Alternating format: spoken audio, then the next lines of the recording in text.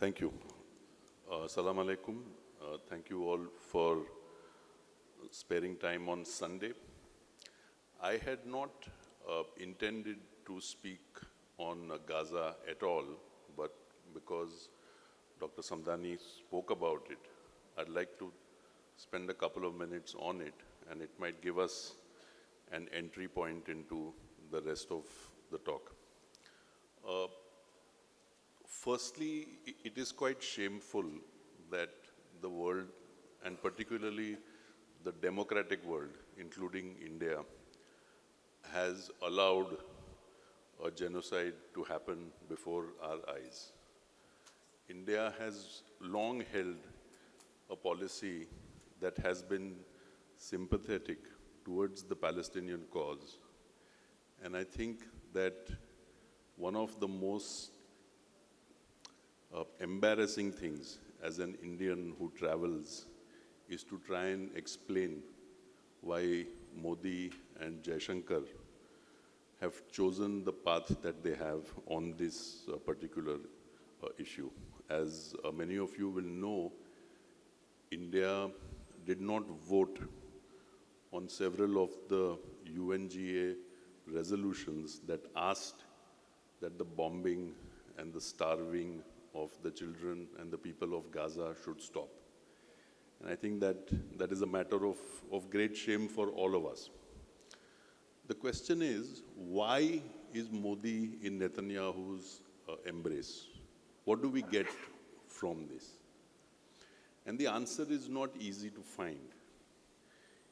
Israel doesn't make anything that India needs or cannot do without. It is true that they make some security software that we buy, but it is not the only country that makes such things.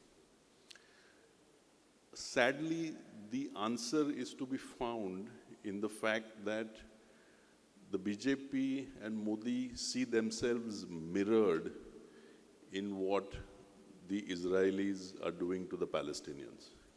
It is the hatred and the contempt that Modi and the RSS and the BJP feel for fellow Muslims in India that leads them and their supporters to take up the stand that they have. There is no reason for a 98-year-old woman of letters from Kerala to be attacked for taking her sympathy to the cause of the Palestinian children, except for this fact that we have become a country that hates our own minorities so much that we are willing to accept genocide and that we are willing to not vote to stop it. There are two small final points that I will make on this. The first is that there is no real benefit to India, the nation, that comes from this posture. If we look at the persecution of minorities in the historical sense or in the modern sense, Jews in the Weimar Republic of the 1930s were less than 1% of the population. The Uyghur Muslims in China are 1% of the population. Muslims are 200 million Indians. 20 crore of us are born into Islam. We cannot harm Muslims in India without harming the country itself and harming it severely. This is something that the kind of limited nationalism that we are seeing in this country does not seem to understand. And the second point on this is that this is not the only foreign policy failure that this government, because it has no ethical mooring, it is not rooted either in the past positions of India or any sense of morality.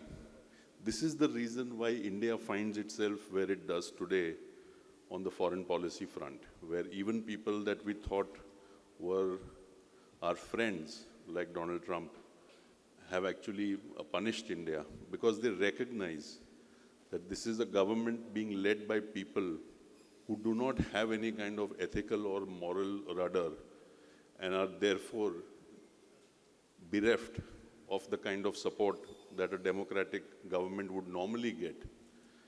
And maybe I'll return to this towards the end. The Amnesty International every year publishes a report globally where it looks at specific countries. India is one of them, where we look at what were the human rights violations of significance in that year. So I'll just read out some of the ones that we have begun listing. It starts in January and then it ends towards October, and then we publish sometime in December towards Human Rights Day. This year, like the past 11 years, there have been lots of things. In January, on the 20th of January, Uttarakhand began to demand that couples who were not married but were living together register themselves with the government. And the intent is clear. Uttarakhand is the first love jihad state. So starting in 2018, India, now we have 8 states, India began to criminalize marriage between Hindus and Muslims. And in the 30s, this was seen as one of the reasons why the Second World War was fought. What was called the Nuremberg Laws, part of them determined that Jews and Christians could not marry.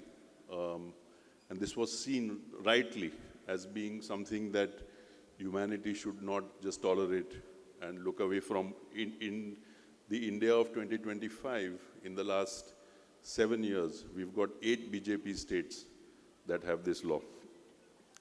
On the 3rd of February, Rajasthan introduced it. And some of you may not know, the burden of proof is reversed on it.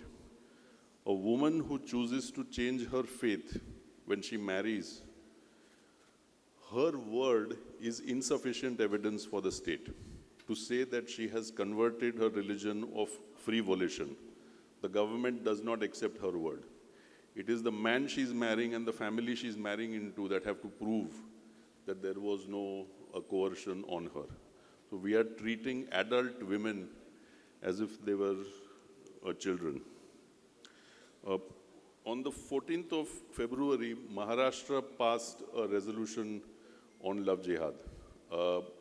We protested against it, as we have several of the things that have happened under Maharashtra when the governor was the man who is today the Vice President of India.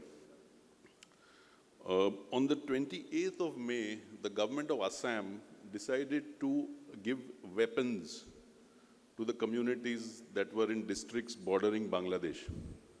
What we are doing is very dangerous. We are arming civilians on the assumption, for which there is no data, that there is some kind of influx coming into our country.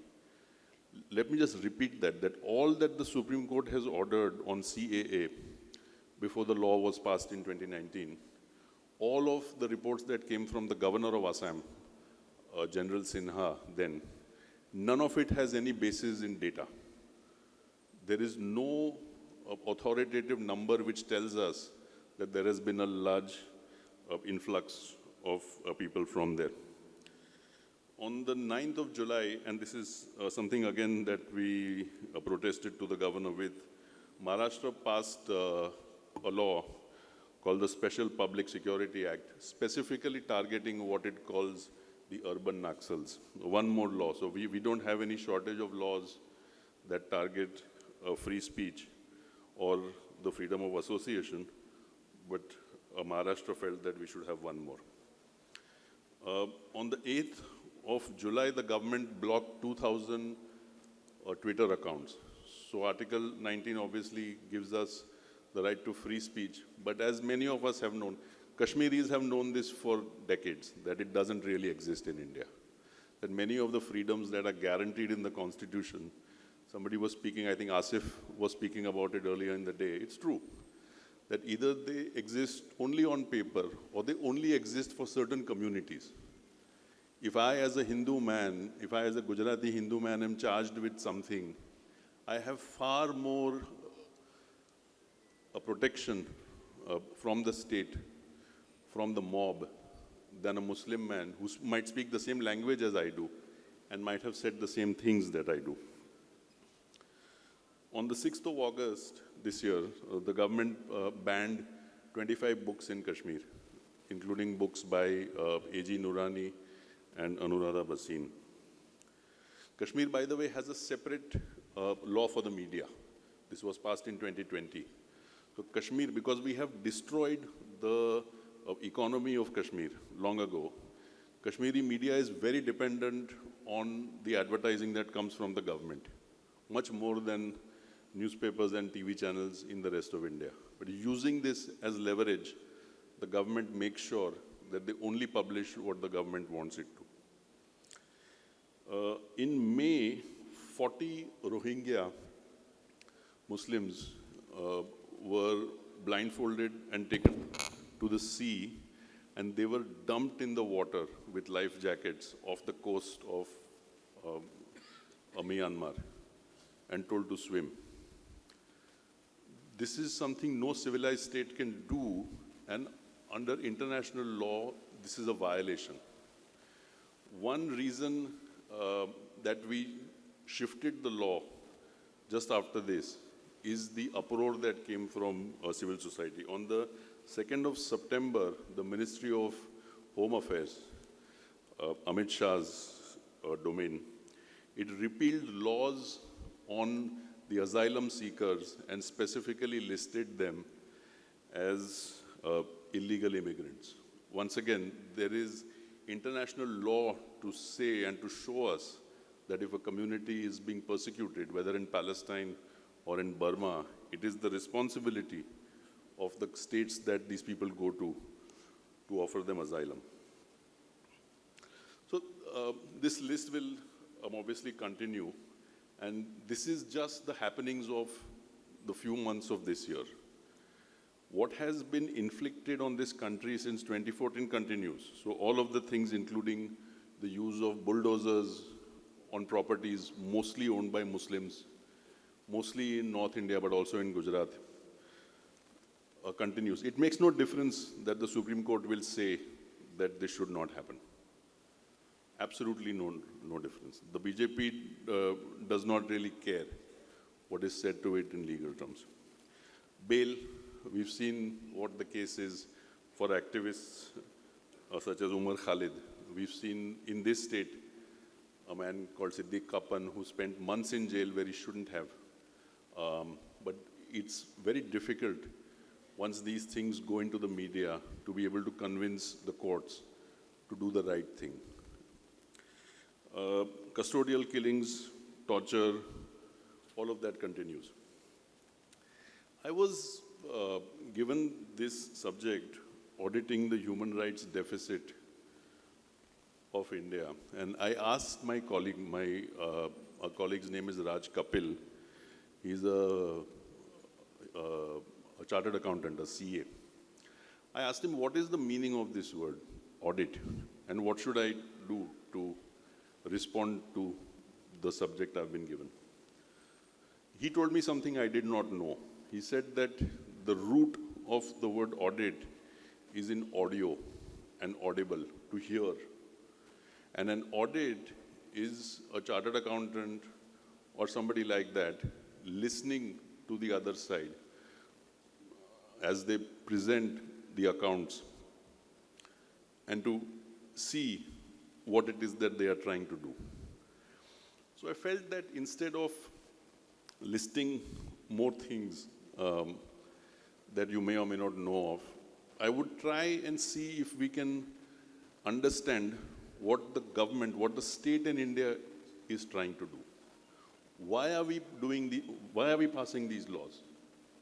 Why are we trying to do things like CAA? Why are we trying to do things like the SIR in Bihar, or the NRC, or the Love Jihad laws, or on beef? Why are we trying to ghettoize Muslims in Gujarat? In Gujarat, foreigners can buy and rent properties where Gujarati Muslims cannot. There is a law called the Disturbed Areas Act, old law, But the BJP has tightened it so that in all those, it's there in every city of the state. And this is my state. Muslims cannot rent or buy properties from Hindus, where even foreigners can. So why is the Indian state doing this, and what is it trying to do? I think that we try and focus on that for a bit, and maybe we'll ask ourselves, is it succeeding? If the government is trying to do something, if the state, Sarkari Dhacha, is trying to do something, what is it trying to do, and is it succeeding? So to my mind, there has been a moment in our history which was a departure, and I would say that that is 91, 92. So the departure came in two forms. The first was a departure on the side of the economy, where India said to itself and its people that the model we have followed so far is not working. We are going to modernize and become a developed state, and the way to do this is through this process that we are calling liberalization. So that was the first thing that the government decided to do. So when you audit the government, we have to ask it, what are you doing? Government is saying we are trying to become a developed state through liberalization. The second thing, this came in 92, is that in an unspoken way, India became a majoritarian state, a Hindu Rashtra type, Hindu Rashtra aspiring state. The first BJP chief minister in this country, without any support from the allies, only on the strength of the BJP, the first chief minister came in 1990. So the BJP is formed in 1951, the Janasangh. For 40 years, they are not able to win a state. 40 years. Within months of the movement that Advani launches against the mosque, the BJP vote share goes nationally, it goes from single digits all the way up to 1990, mind you. National vote share in single digits, it doubles to 18%. And then under Modi, it doubled one more time to 35%. So till Advani discovered the power of mobilizing communities on the basis of hatred, the BJP could not win a single state till 1990. But once they discovered it, they used it in an efficient way to make sure that what we have seen in the last 11 years becomes almost like a permanent state. So once again, what is the political apparatus, the polity, as we say, trying to do? One, it's trying to make India a developed state through liberalization. Two, and this we can only see based on the numbers of seats in the Lok Sabha, it is moving towards a sort of Hindutva state. Now, is it possible under a secular constitution to have such a state? And the answer to that is yes, that many of our neighbors have tried the same thing. Nepal till 2008 was a Hindu Rashtra. So it is the only modern Hindu Rashtra that we know of. There is no other precedent to Nepal. Nepal was a Hindu Rashtra in two ways. One is that executive power came from a Kshatriya king, the Kshetri dynasty. So the Kshatriya Raja would be the head of the executive by birth, which is following what the Smritis say. When Ram claims his kingship, he does so on the basis of the fact that he's born a Kshatriya. So does Buddha. When Buddha debates the Brahmins, he claims superiority based on the fact that he's born into a Kshatriya family. The second aspect of Nepal's Hindu Rashtra was that this king had a Mool Purohit, a Brahmin in his court, who would give him advice on how to rule. But these were the only two aspects of the Smritis that the Nepali state had, nothing else. They did not tell Nepali women you cannot read. They did not tell Nepal's Shudra that you cannot do certain work or you should do certain work, because you can't do that in the modern world. So it was limited to that. What is it that we are trying to do? For that, we have to look in a different place. So Iran is a properly ideological, theocratic state. And the reason for that is that there is very little division in the way that Iran approaches law. 90% or more of the people are from one fiqh. They are Isna Ashari, Shia. They have a vertical, a clerical hierarchy. You've got the grand ayatollahs on top, then you have the ayatollahs and so on. There is no dispute. There's no debate about what the law should be.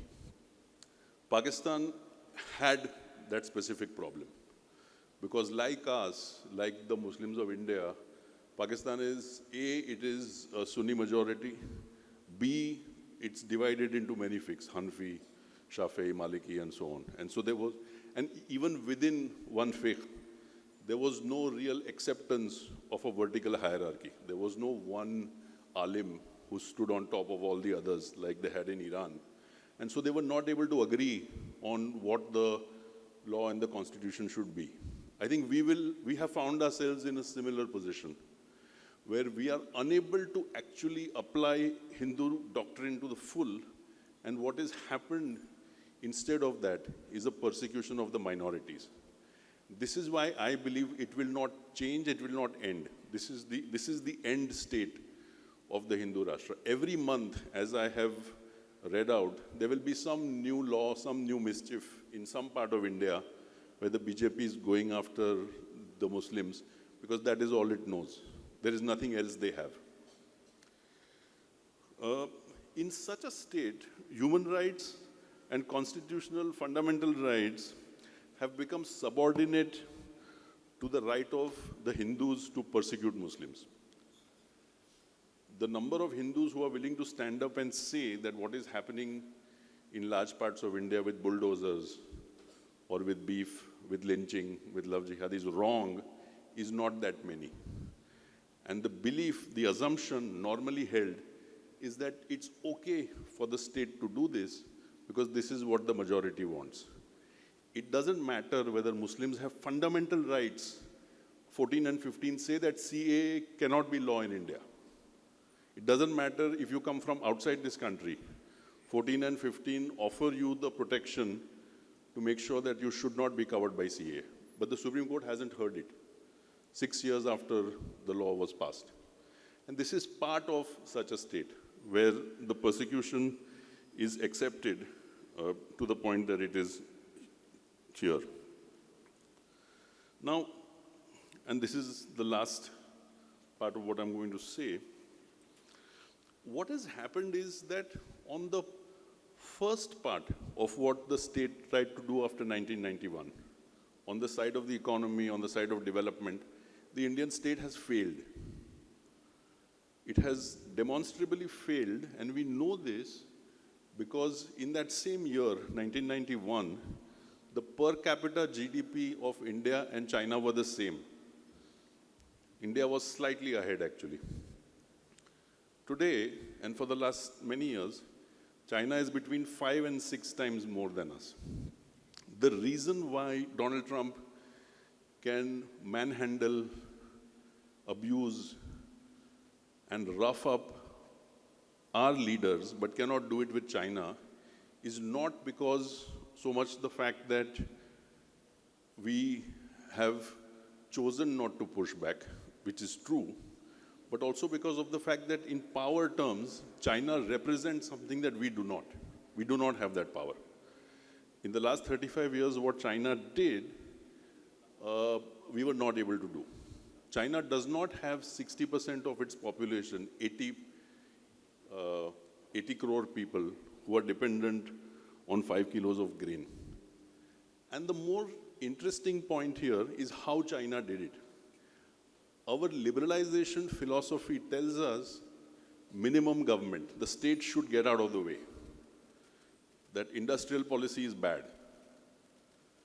That the role of growing the economy, making the people wealthier, is not that of the government, it is that of society. China took exactly the opposite route. Very heavy very strong-handed industrial policy that has worked. If we look at, just to give a few examples of what they've done in terms of mobility, they've got 50,000 kilometers of high-speed railway that will be there this year. We are trying to do one 500-kilometer patch, which we have not made. We don't make those trains. Japan makes those trains. China makes its own trains.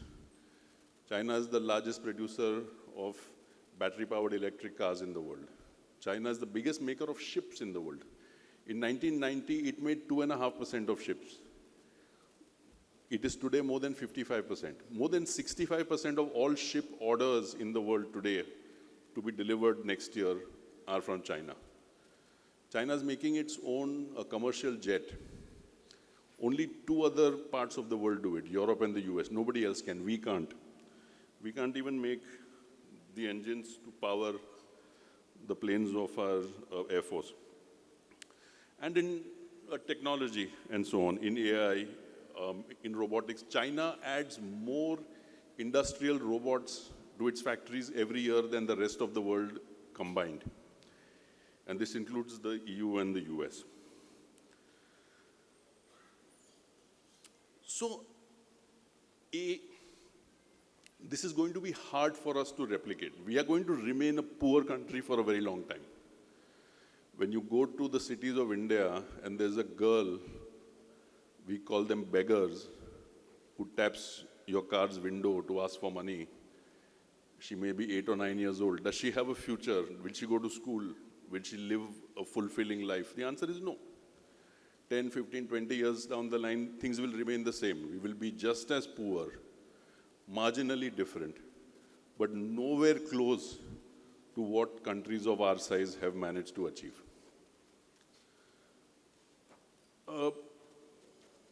One data point here, and then we'll move on.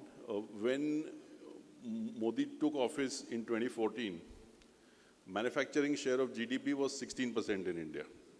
It is today 13%. After 11 years of Make in India, which has flopped, we have not been able to do the things that this government said it would do, which is one reason why we know that it's not going to be possible for us to come out of this space. And foreign policy shows us that the failures of this government, when they come, will be very severe. Pakistan and Bangladesh have been hit with a 20% tariff. India has been hit with 25%, plus another 25%, plus the H-1B, plus 100% on pharma. We are being treated not with the respect that a democratic, civilized nation should be given. We are being treated like the kind of country the BJP and the RSS want it to be, where the entire focus of the polity is facing inwards and the world recognizes it. When you don't respect yourself, when you don't respect your own people, do not expect the world to do the same. My last point is that because the failures on the foreign policy front, on jobs, on the economy, in year 12, which is what Modi is in, this is his 12th year. 12th year is Nehru in 1959. Nehru in 1959 has done everything that he wanted to do. IIT, IIM, AIMS, all that is done. Only that one war is in front. All that he wanted to achieve in terms of institutions is behind him. GAIL, SAIL, ISRO, all done. In year 12, we don't have much to show for what the Modi era has given us. And because of that, specifically because of that, I think as the failures accrue on the side of the economy, on the side of foreign policy, we will see more and more focus on the abuse of fellow Indians, particularly minorities, and especially Muslims. Thank you.